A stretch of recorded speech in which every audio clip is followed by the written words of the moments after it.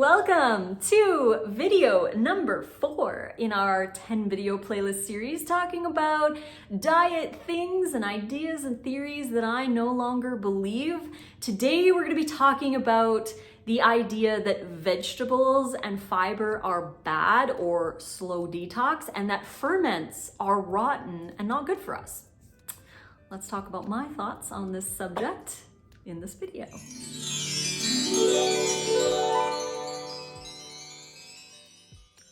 Thank you again so much for joining me for another video here on YouTube. If you enjoy videos like this, if you're enjoying my channel, please don't hesitate to subscribe and click the like button and share any key takeaways that you get from my videos in the comments below. I love hearing about any aha moments that some of you might have had. And yeah, before we begin, please go check out the brand new vegan bundle that dropped on February 3rd. It's going until Sunday, February 12th.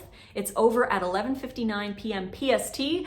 And this bundle is only available once a year and it's different every time. So if you like this bundle, get it now before it's over, because at 11:59 p.m., you can no longer get this bundle. It's worth over $6,000. We've got plant-based doctors involved in this, and you're getting over 110 contributions for you to download and keep forever. It's all yours for $49. Just one payment of $49 gets you everything that's on the website. There's a lot of new content.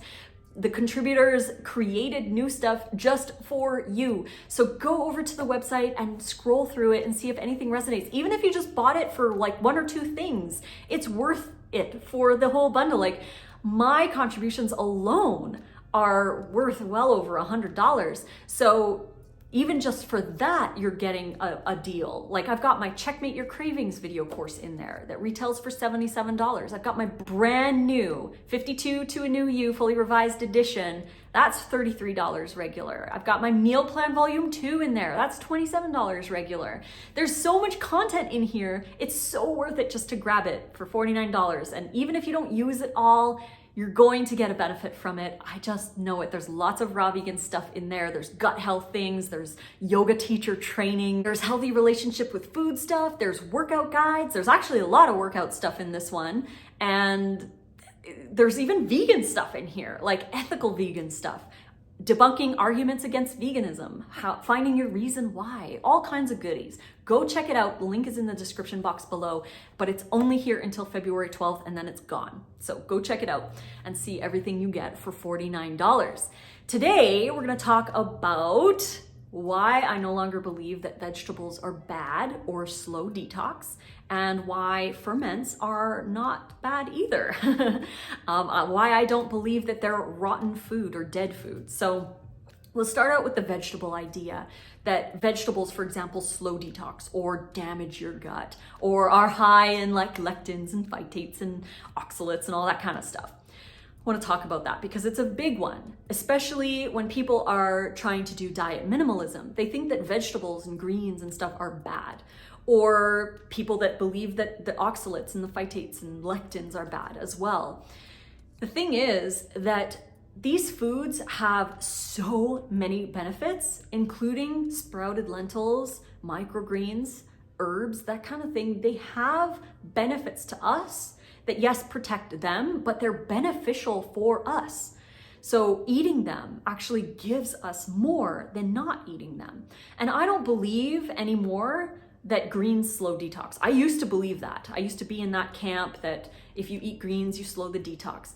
The reason why a lot of people's detox symptoms go away is, number one, I don't believe that all symptoms are detox. I think a lot of the symptoms that people experience from detox, like fatigue and headaches and irritability and mood swings and all these other things that people claim as detox, are actually symptoms of under-eating calories and variety. So when we add greens in, we're adding a small amount of calories. Unless you're eating a lot, you're adding more calories, but you're also adding fiber. And what fiber does in the body does a lot of things. For one, it feeds our microbiome, but it acts like a broom in our gut, and it actually traps toxins that your body is trying to release. So that's why detox symptoms can lessen when you add greens and vegetables. It's not because the greens and vegetables are slowing detox and it's going to take you forever more to detox. It's because greens actually facilitate detox. You're actually getting a benefit from adding greens to your diet if you were trying to do your daily detox, because greens actually provide a lot for the phase 2 detox in your liver that you need to create things like glutathione, which help convert toxins into inactive things that then are pulled out of your body with the fiber. So it's really important to add greens and vegetables to our diet. And on the subject, the greens and vegetables, the fiber is actually damaging on our gut.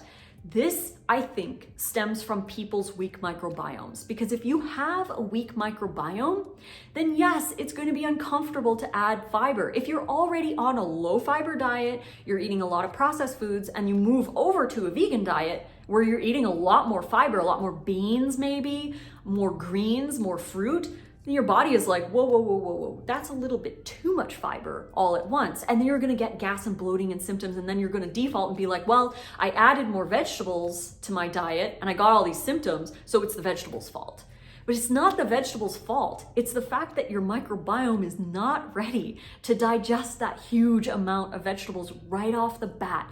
Like I've said in many, many videos, and like Dr. Will Bolsowicz says in his Fiber Fuel books, and all of the new science is coming out about the gut microbiome, we need to go slow. Increase fiber and variety slowly. And this is going to provide you with more nutrition, provide your microbiome with more food. You're going to be facilitating detox by increasing the amount of vegetables that you're eating. And it's not going to cut your gut and cause leaky gut and that kind of thing. Actually, the fiber found in vegetables, especially inulin, actually feeds the probiotics in your gut that produce things like butyrate. And butyrate, or short chain fatty acids, actually feed our colon cells, and our colon cells can repair intestinal lining, which is like repair leaky gut. So vegetables don't cause the issue. Vegetables actually help to heal us. We just need to go slow and stop bombarding our body with so much all at once. Like I've mentioned before, it's like going to the gym. If you can only do 5 to 10 pounds weights, the next day you can't really do the 50 pounds. You have to work up to it, just like your microbiome. You have to work up to more variety, but don't stay in that space where you are limited. And don't worry about vegetables because they are actually really good for you. And I think that people put fruit on this really high pedestal, and fruit is amazing. I'm not knocking fruit at all. I eat a lot of fruit, and I think fruit is essential, but so are vegetables. I think they need to be on an equal playing field and respected as much as fruit is, especially in the raw community. Vegetables are so valuable and very, very important for longevity, for healing, for detox facilitation, that kind of thing. We really need to. And when it comes to fermented foods, I have heard, and I know people are going to disagree with me. Again, these are things that I used to believe, but no longer believe. I used to believe that fermented foods were rotten and dead, and that you're eating all this rotten, dead food. But the thing is, fermented foods are some of the most living foods on this earth because they have so much life in them. And this life helps us. We get so much from these. They're pre-digested foods. So if somebody is trying to grow their microbiome, there are studies that show that yes, improving fiber variety is essential, but that takes a long time to do. If you want to get a good boost in the beginning, add in fermented foods in, because number one, the food is pre-digested. So it's really easy for you to get the nutrition out of those because the bacteria do it for you, which they do it for you in your colon anyways. Every time you eat a meal, whether it's a plate of mangoes or a salad, it's fermenting in your gut. That is how it gets digested. Your microbiome is digesting it along with your other body functions like your stomach and all that other stuff, your teeth, right? Like all of the digestive processes work together. Like your microbiome is actually extracting things from the fiber that is essential for you, short chain fatty acids, which keep pathogenic bacteria in balance. There's so many important things that we need to include in our diet, not just fruit.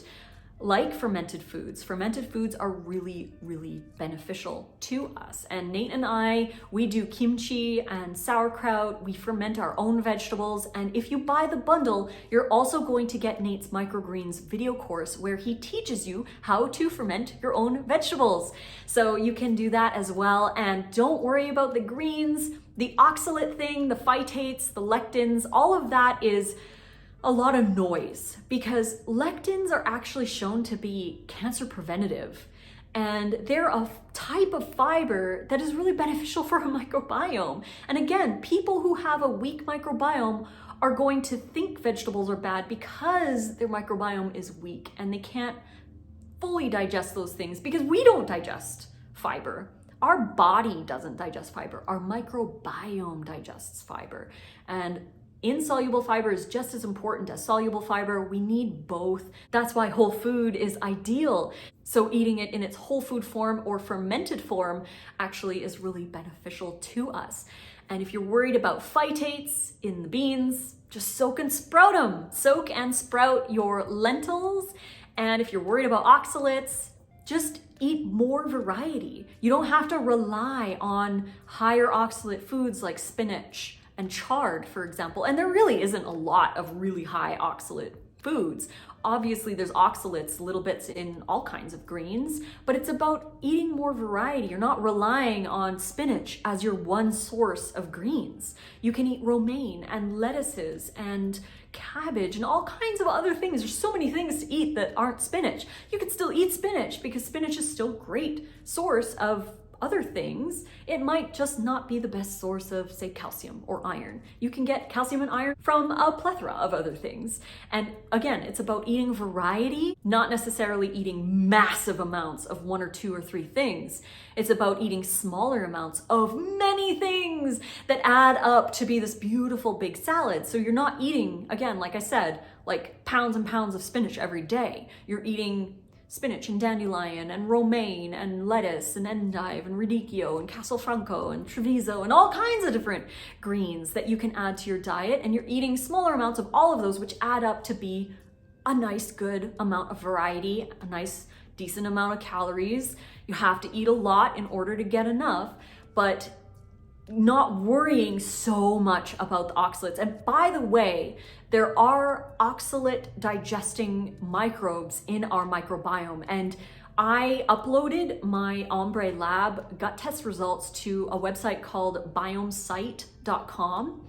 And you can see like your oxalate percentage of like how well you deal with oxalates, because if you have a decent colony of oxalate eating microbes, they're going to eat the oxalates and they're not going to be as damaging to you as they would if you had a low colony, a small colony of those, and you're overeating them. Again, you have to work with your gut, understand your gut, what is going on in there, and adjust your diet based on that, and then slowly build up. Because I have a lot of bacteria in my gut that deal with oxalates. So because I eat a lot of oxalate foods, but I started slow. You have to start slow to build up that colony so that they can handle larger amounts of that. And again, not relying on certain foods to get all of the nutrition.